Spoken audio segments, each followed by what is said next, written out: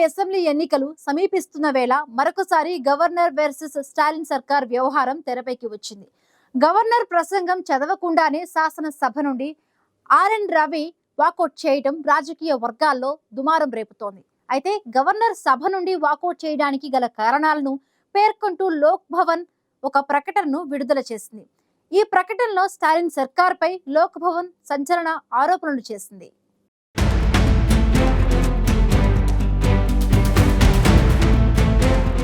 Tamil Nadu assembly ఎన్నికలు సమీపిస్తున్న వేళ శాసనసభ సమావేశాలు ప్రాధాన్యం సంతరించుకున్నాయి.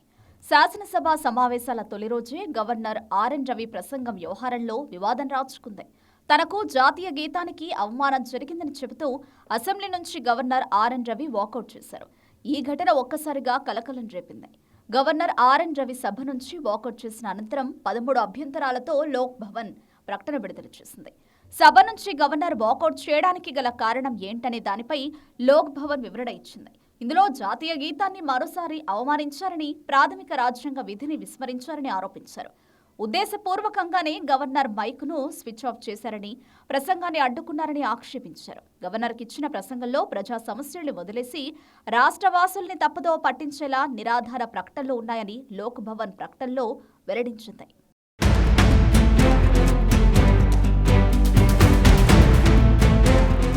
తమిళనాడు రాష్ట్రానికి 12 లక్షల కోట్ల పెట్టుబడులు వచ్చాయనేది అవాస్తవమని, ఇప్పటికీ చాలా ఒప్పందాలు పెండింగ్లోనే ఉన్నట్లు లోక్ భవన్ ప్రకటనలో పేర్కొన్నారు. విదేశీ పెట్టుబడుల్లో తమిళనాడు దేశంలోనే 4వ స్థానం నుంచి 6వ స్థానానికి పడిపోయిందని అందులో వివరించారు. ఇక రాష్ట్రంలో మహిళలపై 55% పోక్సో రేప్ కేసులు పెరిగాయని, 33% లైంగిక వేధింపులు పెరిగాయని గుర్తు చేస్తూ యువతలో మాదక ద్రవ్యాల కారణంగా ఏటా 2000 మంది ఆత్మహత్యలకు పాల్పడుతున్నారని, ఇది గవర్నర్ ప్రసంగంలో లేదని లోక్ భవన్ ప్రకటనలో వివరించారు. ఏడాదిలో 20,000 ఆత్మహత్యలు జరిగాయని, తమిళనాడు ఆత్మహత్యల రాజధానిగా మారుతోందని గవర్నర్ ప్రసంగంలో ఈ ప్రస్తావన లేదన్నారు.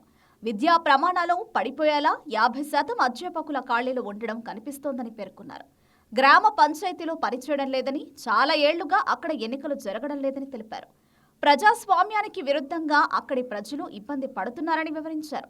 ఇది రాజ్యాంగ స్ఫూర్తికి విరుద్ధమని ప్రకటనలో వెల్లడించారు.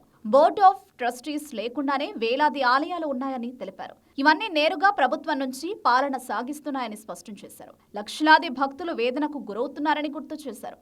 సూక్ష్మ, చిన్న, మధ్య తరహా పరిశ్రమలు సవాళ్లను ఎదుర్కొంటున్నాయని పేర్కొన్నారు. దళితులపై అత్యాచారాలు, లైంగిక హింసల్ని ప్రసంగంలో పూర్తిగా విస్మరించారని ఆరోపించారు. కింది స్థాయి ఉద్యోగుల కష్టాల్ని పట్టించుకోలేదని లోక్ భవన్ ప్రకటనలో వెల్లడించారు.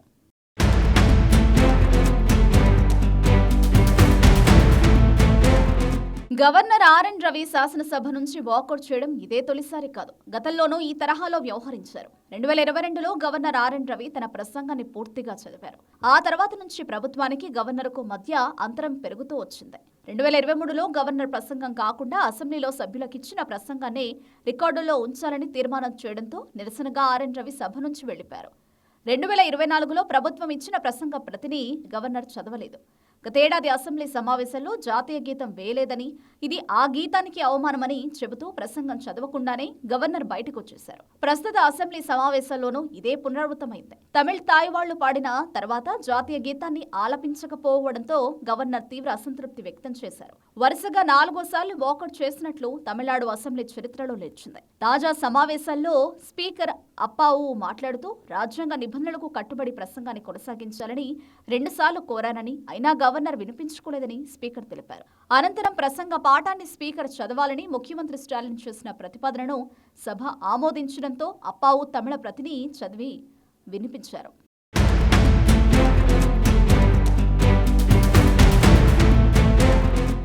శాసనసభ నుంచి గవర్నర్ ఆర్ఎన్ రవి వాకౌట్పై స్పందించిన సీఎం స్టాలిన్ గవర్నర్ తీరు ఆమోదయోగ్యం కాదని తేల్చి చెప్పారు. రాజ్యాంగబద్ధంగా ఉండాల్సిన గవర్నర్ రాజకీయాల్లో మునిగి తేలుతున్నారని, రాష్ట్ర పాలనను స్తంభింపజేసేలా ప్రవర్తిస్తున్నారని ముఖ్యమంత్రి స్టాలిన్ ఆరోపించారు. గవర్నర్ పదే పదే రాజకీయ తరహా ప్రకటనలు చేస్తున్నారని, రాజకీయాలు మాట్లాడాలని ఆయన వ్యక్తిగతంగా కోరుకున్నా అసెంబ్లీ వేదికగా తాము ఆ పని చేయమని వివరించారు.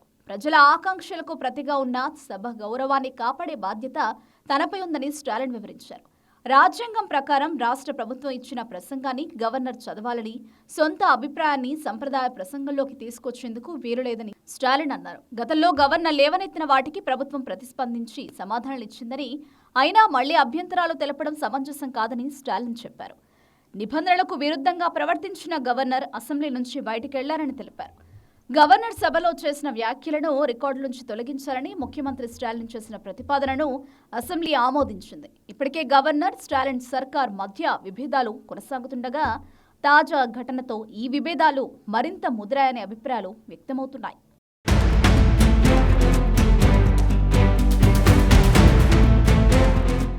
అసెంబ్లీ ఎన్నికలు సమీపిస్తున్న వేళ గవర్నర్, స్టాలిన్ సర్కార్ మధ్య మరొకసారి వివాదం మొదలైంది.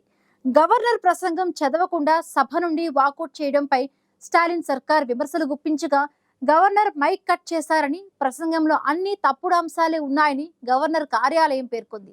మొత్తంగా తమిళనాడులో అసెంబ్లీ ఎన్నికలు సమీపిస్తూ ఉండడంతో గవర్నర్ వర్సెస్ సర్కార్ వ్యవహారంతో రాజకీయాలు హిటెక్కాయి.